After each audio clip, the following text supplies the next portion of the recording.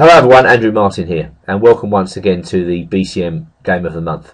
This time from March 2015. Well, this month I've got an interesting game from you. Slightly removed, let's say, from the highest class of world chess. I sometimes feel that there are so many strong tournaments these days, they're so well covered in the chess press, we have to move away from looking at stuff that has already been covered into areas which are less well explored. And that's my game this month is from the Gibraltar Masters tournament, still between two very strong players. International Master John Watson, renowned chess author from the United States, is playing white, and Grandmaster Benjamin Bok from Holland is playing with the black pieces. Although Watson's a very strong player, Bok outrates him in this game by a cool 260 ELO points. So even with the black pieces, he's going to be expecting to win. The opening gives an indication of both sides' intentions, in that I think Watson's trying to steer Bok away from his theory initially and aim for a strategical game with this move e3. Clearly in the Trompowski, white more commonly takes on f6 in this position. But Watson, as I say, is trying to stabilise the position early on and to avoid too much of a tactical struggle against the younger man. And of course, Bok, for his part, is trying to promote a tactical struggle, so he goes c5.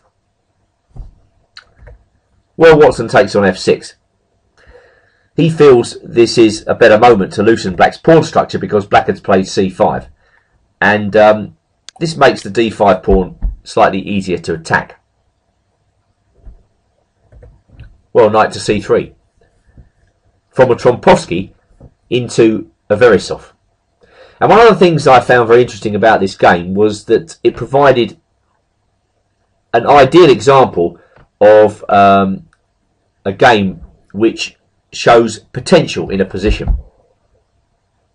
For instance, when you're playing, you really want to look at your position and think, okay, this position has plenty of potential. I can go here, here, here. My plans are this, this, and this. It's when you start to look at your position and your eyes start to glaze over. You can't see a good move. You can't see a decent plan. Well, it's probable that your position doesn't have potential. So already I think we're in a situation where we can discuss potential. For instance, white here is looking to put pressure on black's position. He's already attacking the pawn at d5. He brings his queen out into an intimidating position. He's hoping in the coming struggle of knights against bishops that he can get the upper hand by virtue of quick development and an early opening of the game, get an attack together. Black, meanwhile, well, black has two bishops. Black knows his pawn structure is loose, but he's got a potential match winner in that bishop on f8. This is the piece white cannot oppose. So black is looking to drum up play for his two bishops, and in particular to get some play together on the dark squares. That plan to me makes a lot of sense here. But for the time being, he's got to be careful because white has got a slight lead in development. Now Bok played what I think is the most accurate move here, c takes d4. And the point of this is to create a target on d4. Black can often attack this pawn and tie white down. If we just drop back, black could play e6 straight away. And now several moves have been played for white here. For instance, white can cast on the queen side. White can play knight f3. But very interesting from my perspective is the immediate capture on c5. This looks counterintuitive to a degree because it enables black to develop the bishop free of charge. But at the same time, white will cast on the queen side, and now he's looking to play e4 very quickly to open up the game. So maybe f5, and now he can hit with g4. This produces a rather original and interesting situation, where black has got to work quite hard to get his king to a safe position. Meanwhile, white is opening up the game. I think there's all to play for here. So perhaps seeing positions like this coming up, this encourages Bok to take on d4 straight away, and only now to play e6. Well, Watson castled on the queen side. Again, a very typical move in this sort of situation, but I wonder whether that doesn't commit the white king slightly too early. Again, there are other moves here. I think the Veresov's one of those openings that you either like or you don't. You know, you either feel an affinity to it or you don't. I think there are many players who just wouldn't touch it. They just feel that if black defends accurately, white's initiative can be repelled quite easily. But here we've got a very interesting position. You know, white can choose between a number of interesting continuations. For instance, he could go knight e2 straight away, wait for black to play a committal move like f5 and only now cast on the queen side. And then we just get a very interesting situation here where both sides are trying to develop their position coherently. Well, we've reached a very unclear situation here. Many would prefer to be black with the two bishops.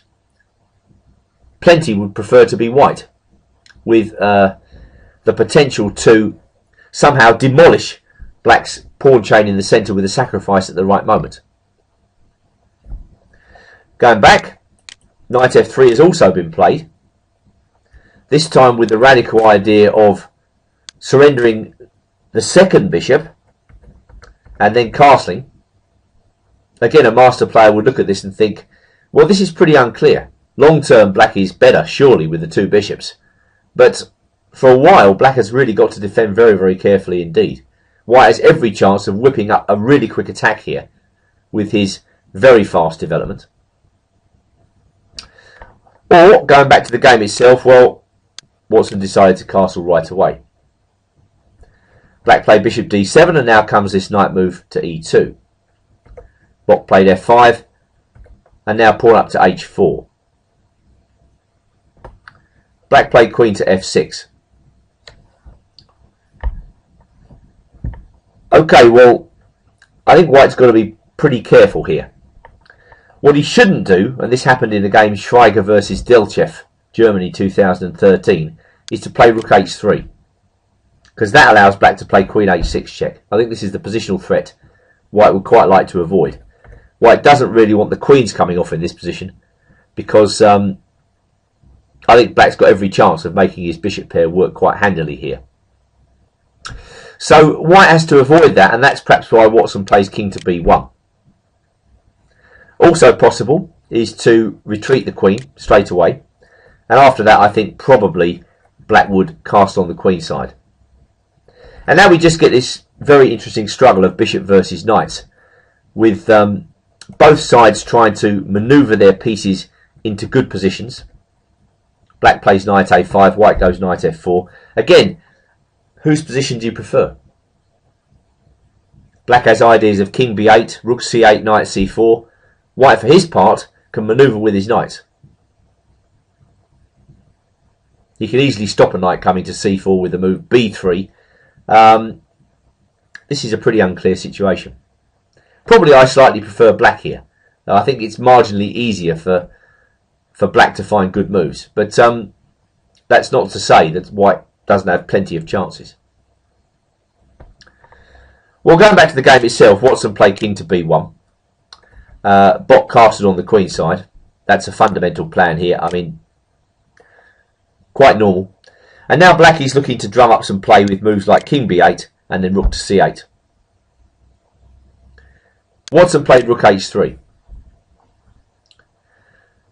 Well, common enough, but as we'll see a little bit later down the line, the rook has to reposition itself because it doesn't really achieve very much on h3. Maybe white should retreat the queen here and just wait for a move with the king's bishop and now go g3. And we're going to get a similar position to a line we've seen already where white puts his knight on f4 and black probably plays moves like king b8. Rook h3 doesn't really achieve very much. Black played bishop to e7. The problem is that black's going to put a rook on g8, and in this case the rook came into g4, and now white's got some issues with his h-pawn. Yes, of course, the position's to a degree closed. White can play g3 and protect it, but now that rook on h3 looks slightly misplaced. So around these parts I would say that Bok is probably beginning to outplay Watson, although objectively I would say this position is still fairly level, just difficult to play. Well, White played knight f4 and Black pinned the knight, understandable. White brought his knight back to protect against any damage, and seeing nothing decisive in the position, Black put his king on b8. White got out of the pin, Black hit the queen, and now probably John Watson should have brought his queen back to e3. And I think this position is fairly level. To his great credit, Watson plays more optimistically with queen to d3, but in terms of coordination, I'm not so sure that that is the best square for White's queen. At some point, it assists Black with his queenside attack. For instance, there'll be a knight b4 in the position. White has to stop it with c3. He doesn't really want to play c3. And the queen's interfering with that bishop on f1. I mean, I know the bishop can go to g2, and it did in the game, but unless you can sack a piece on d5, I'm not so sure what that bishop's doing on g2. So Black gets on with his plan, rook to c8. Queen comes back to d2, and now Black brings his queen back to d8. White went bishop f3. Again, the bishop wasn't doing very much on g2, so why not nudge the rook out of the way? And now Watson brings his bishop into h5. And again, it's around these parts that you start to feel Black's position just has more potential than White's, because I don't really see what bishop h5 is doing. Although, I think the examination of this position would be very useful as a training exercise. You know, I would say to the class, well, look at White's position and see if you can find a decent plan. Because I'm pretty sure that is what Watson was struggling with here. He couldn't see a decent plan. I mean, clearly he can kill some time. For instance, he can play rook h1. That can't be bad. Just gets the rook from a pretty poor position to a better position, although it doesn't really do anything. Computer suggests b3. I don't trust that move. I think it weakens the dark squares. Queen b6, the game continues. I just don't see the long-term benefit to White of having played b3.